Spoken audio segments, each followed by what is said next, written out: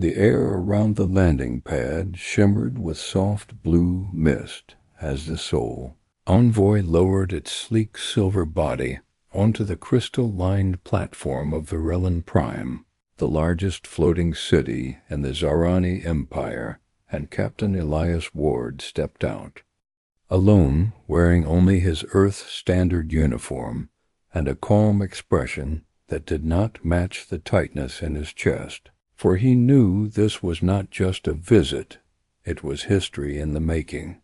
The Zarani had never before welcomed a human into their heartland, and the very invitation came wrapped in mystery and warning. But he accepted because Earth needed allies, and he believed peace could begin with a conversation. Tall guards in mirror armor stood motionless at the edge of the platform, their masked faces unreadable, and their silence was more unsettling than any weapon. But Elias walked forward with measured steps, carrying a small data sphere glowing with soft green. Light, the gift of Earth, containing knowledge, medicine, and the offer of alliance. The corridors inside the citadel gleamed like ice, and Elias followed a guide who never spoke, only gestured, until they arrived at the Hall of Winds, where thousands of tall windows let in the gray sky and the smell of ozone, and at the center of the room, high on a black crystal throne, sat the Empress in robes of silver thread, surrounded by a dozen figures. But it was not she who spoke first. It was the woman beside her, Ilanze Ra, the Empress's advisor, known across the quadrant as the voice of Zarani, feared for her cold brilliance and sharp words, and she stepped forward, her eyes fixed on Elias with a look that could shatter stone, and in that silence the translator on his collar buzzed to life, but instead of using it, Elias reached up and turned it off, leaving only his own voice and his poor, practiced Zarani words as he said slowly and clearly, "I come with peace and with respect, to listen and to offer." And for a moment nothing happened, the guards tense and ready, the courtiers stiff with surprise, because he had broken their pattern, spoken without machines, and dared to address them in their sacred tongue. Ilanze Ra did not move for a long second. Then, to everyone's shock, she walked down the steps of the throne and approached him, not stopping until they stood face to face, and in full view of the court, she reached out and placed her hand gently on his cheek, an act so strange and forbidden in their world that even the guards, trained not to react, flinched in place, because touching a foreigner, touching anyone without permission, especially in a setting of ceremony, was against centuries of law, and yet she did it without fear, her eyes locked on his, and the silence that followed was louder than any storm. No one moved, no one breathed, as she withdrew her hand and said softly, "You dare speak our tongue, then dare to know our truth." And she turned without another word, walking back to the throne, leaving Elias standing there with the warmth of her touch still on his face, and 1,000 eyes watching him like he was not a man, but a spark dropped in a room full of powder. And even though he did not understand what had just happened, he knew something in this world had shifted. And it had started with a word, a gesture, and the shameless act of a woman who, in a place of rules and walls, had chosen to break one. Right in front of everyone. Elias sat in a quiet chamber made of smooth black stone and soft, glowing lines that ran like veins through the walls, waiting with steady breath but a heart that beat like a distant drum, because though no one had spoken to him since the court incident, he knew something big had happened, something that shook the air itself. Ilanze Ra had touched him, not by accident or in secret, but in front of the Empress and all the nobles, and the silence that followed had felt heavier than chains. And now he was here, not locked in a cell, but not truly free either, watched by silent guards who stood like statues, their eyes behind dark visors. He replayed the moment over and over, trying to understand it, why she did it, what it meant to them, and what would happen next, when suddenly the door slid open, and a figure stepped in, tall and proud, not Elan Zira, but a man dressed in red armor, his voice sharp as ice when he spoke. "You do not understand what she has done." And without waiting for a reply, he threw a small cube on the table, which lit up to show news feeds flashing across Zirani channels, full of images of the court, of her hand on his cheek, of shocked faces, and angry symbols written in their native script. And Elias watched as the man said, "She violated first protocol. No contact, no emotion, no connection without sanction." And Elias replied calmly, "I did not ask for it." But the man only narrowed his eyes and said, "That does not matter. She did it. And now there is talk of trial, of removal, of exile." And with that he left, leaving Elias staring at the cube, feeling both guilty and confused, because he had come to build bridges, not destroy someone's life. And yet the woman who had broken the law had not done it with fear. She had done it with purpose. Hours passed before Elan Zira finally arrived, walking in alone, her face calm but her eyes stormy, and she sat across from Elias and placed a small glowing orb between them, whispering, "I had to do it. They would not listen if I followed their path." And Elias leaned forward, his voice low. "You could lose everything." But she only smiled and said, "I already did. The day I realized our world is dying, and no one wants to admit it."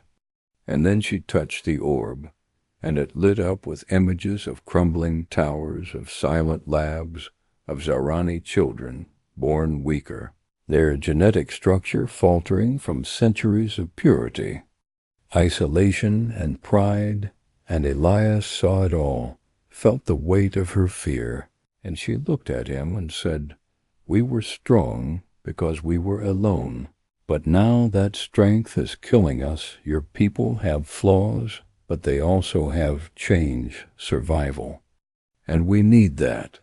And Elias listened, understanding now that her touch in court was not affection, but defiance, a message to all that change must come. And she had chosen him an outsider, a human, as her symbol. Suddenly a knock came, fast and loud, and a guard entered without permission, saying the council demanded her presence at once. And as she rose, Elias stood too, saying, "You don't have to go alone." But she turned to him and said with a small smile, "I was born alone, but now I know I don't have to stay that way." And then she was gone, walking into the fire she had lit with open eyes. And Elias felt it in his bones. This was more than diplomacy now. It was a reckoning. And it had only just begun. The great hall was full of light, but no warmth. As Elan Zira stood before the high council with her head held high and her voice steady, though she could feel the cold judgment in every eye around her. The chamber, built from polished black stone and covered in silent watching glyphs, held not just the nobles but the Empress herself, seated above all, silent as the stars outside. And as Elan Zira repeated what she had done and why touching, a foreigner breaking a sacred law for the sake of survival, no one interrupted, though their faces darkened like gathering storm clouds. When she finished, there was a long pause before one counselor stood and said sharply, Then let the trial of two worlds decide. And murmurs spread like fire through the crowd, because no one had invoked that ancient right in centuries, not since the founding wars. And it was not just a trial of words, but of spirit, will, and truth shared between species. Elias, standing at the back of the room with two silent guards at his side, stepped forward without hesitation when the Empress nodded once and said, in her calm, cold voice, "You will undergo the ordeal of unity. If you survive it together, then perhaps unity is possible. If not, Earth will not be welcomed again, and you, Anzera, will be stripped of your name and memory." And though the words were spoken without emotion, their weight hit like stone, yet neither Elias nor Ilonzira flinched. Within the deep hour they were taken aboard a windcraft and flown to the outer wastes of Viridan, a place of frozen plains and strange storms that whispered ancient songs, and there, inside a buried structure left from Zarani's forgotten past, they found a chamber prepared for the ordeal. At its center stood a twin-seated platform connected by glowing neural bands, old but still functional, and once seated, they would be linked in mind and memory, forced to experience each other's thoughts, fears, and truths without words or control. Elias looked at her as the wind howled outside and said softly, "Are you sure?" And Ilonzira gave a small nod, her eyes softer now than he had ever seen. "If I am wrong, then we deserve to fade." And they sat side by side as the neural bands snapped into place with a pulse of energy, and the world around them blurred into light. At first there was only silence. Then Elias saw flashes her childhood in a house without affection, where smiles were rare and obedience was all. Her secret joy when she first read human books, her hidden fear that her people were becoming shadows of what they once were, and then she saw him running through Earth's rainy streets as a boy, holding his brother's hand during war drills, sitting alone in a wrecked shuttle after an ambush, crying quietly as he promised never to stop believing in peace even when surrounded by chaos. Their thoughts tangled and pulled, each learning not just facts but feelings, moments that defined the other, and as time passed, pain turned into understanding, and understanding into something deeper, something unspoken but strong. When the link broke and the light faded, they opened their eyes at the same moment, breathing hard but alive, and the ancient AI that had been watching in silence lit up, its voice echoing through the chamber. Unity achieved verdict, connection possible. And it sent the message to the Empress directly, sealing their success. But as they stepped out of the old vault and into the frozen wind, a new message arrived from the capital. Not all were pleased, for while the Empress accepted the outcome, powerful voices in the council had begun to plot in shadows, unwilling to let old laws die, and now Elias and Ilonzira were not just symbols of peace, but threats to the order that had ruled Zarani for generations. The wind outside screamed, like a living thing, as Elias and Ilonzira stood at the edge of the icy ridge, the storm howling across the wastes of Viridan, and behind them, the ancient vault's doors slid shut with a deep hum, locking away the neural chair that had forced their thoughts to merge. And though they had passed the test of unity, the real trial had just begun, because their return was not being celebrated. Instead, a coded message from a hidden ally warned them that a group of powerful counselors had declared them traitors, accusing them of corrupting tradition and threatening the purity of Zarani rule. And now the skies were no longer safe, the roads no longer loyal, and their path back to the capital was being watched by eyes that saw them as a danger to be erased. Elias tightened the straps on his gear, the frost biting his skin, while Elanzera studied the horizon, her breath fogging in the cold air, her mind already calculating routes and risks, and without a word they began to walk, heading across the frozen plains toward the last beacon tower, hoping to send a secure signal to the Empress herself before the Counselor's agents could intercept them.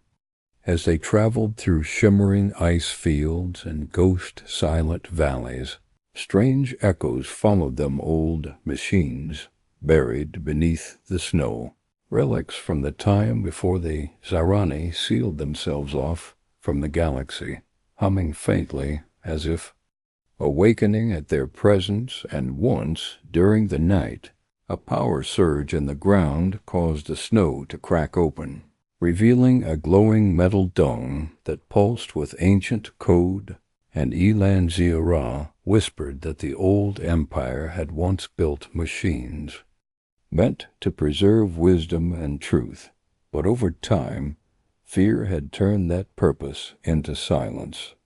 They camped inside the dome, warming themselves near a heat core still active after centuries. And there, in that strange light, Elias asked her why she had chosen him, not just to speak, but to stand beside her against her people, and she answered quietly, "Because you looked at me like I was more than a name." And the silence that followed held something that did not need words. The next morning they reached the beacon tower, but it was no longer empty. 3 dark figures in crimson cloaks waited, and one of them stepped forward, removing his hood to reveal a face twisted by rage and fear, declaring that Elanzera had betrayed her race, and that Elias was a symbol of Earth's poison. And as he raised a weapon, Elias stepped in front of her without thinking. But before the shot fired, the dome behind them lit up with a sudden blinding pulse, and from beneath, the ice, an ancient guardian machine, rose tall and silent, its glowing blue eyes fixed on the attackers. And something in the neural link must have triggered its response, because it spoke in old Zarani, saying, "Unity protocols detected threat level, internal corruption," and without using force, it broadcast a signal that shut down the attackers' weapons and sent a pulse across the capital's network, exposing the Counselor's plot to the Empress. Within minutes, a royal ship arrived, piloted by the Empress's own guard, and they were brought back to the throne hall, not as prisoners, but as witnesses to truth. The Empress, still silent and regal, stood before her people and replayed the memory of the ordeal, showing all what Elias and Elanzera had seen in each other, felt in each other, and understood. And then, slowly, she stepped down from her platform and said words never spoken by a ruler before. "We must adapt, or we will vanish." And she placed her seal not in Elanzera's hand, but in Elias's, declaring him an honored guest and protector of the bridge between 2 worlds. Yet as the hall burst into shocked murmurs, Elanzera did something even more stunning. She removed her royal crest and handed it to Elias as well, not as surrender, but as trust.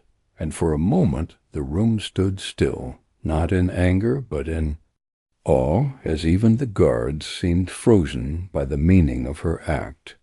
And in that breathless second, it became clear that this shameless thing she had done, this bold, law-breaking, heart-driven choice, was not weakness, but the spark that might save them all. The throne room was filled with silence, not the peaceful kind, but the heavy quiet that comes just before everything changes.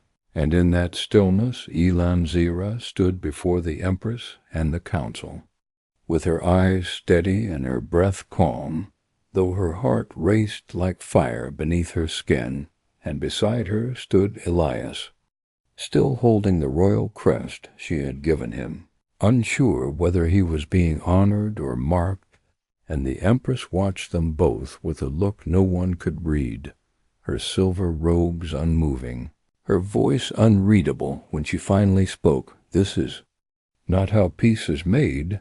But before anyone else could respond, Elanzira stepped forward again and did something no one could have imagined, not kneeling, not bowing, not pleading, but instead removing the ancient chain from her own neck, the mark of her bloodline, and walking slowly to Elias, placing it over his shoulders in front of everyone, and when the chain settled, glowing faintly against his human skin, the chamber shook not, from sound but from meaning, because by Zerani law she had just given him her name, her place, her future, a gesture never done to a non-Zerani, never even considered, and the room broke into gasps and stunned silence as even the guards lowered their weapons, frozen in disbelief.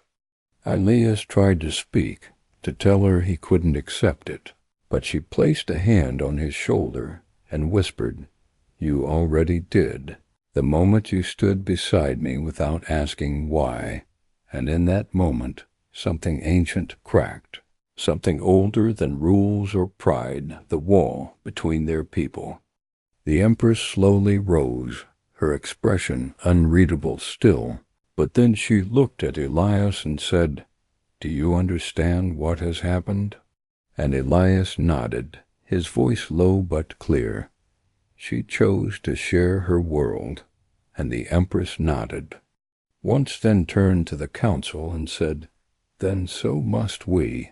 And just like that, the tides of tradition shifted. In the days that followed, messages were sent to Earth, not cold reports or guarded warnings, but invitations to begin something. New not alliance built on politics, but on understanding, with Elias as the first human ambassador bound not by contract, but by honor. Many still protested, and change did not come easy, but it came slowly and surely, as Einzira and Elias worked side by side, not as strangers, but as something more bridge and bond, logic and heart, and the story of what she had done, spread not as shame, but as legend, a tale whispered in learning halls and across city towers, of the woman who broke a law to save a future, and the human who stood still when even her guards froze. In time, the change she gave him became a symbol, not just of one moment, but of a movement, and though not all understood it, all remembered it, the thing she did that changed everything, not because it was loud or violent, but because it was quiet, personal, and full of hope. And in that single act, Elanzira rewrote not just rules, but the meaning of courage.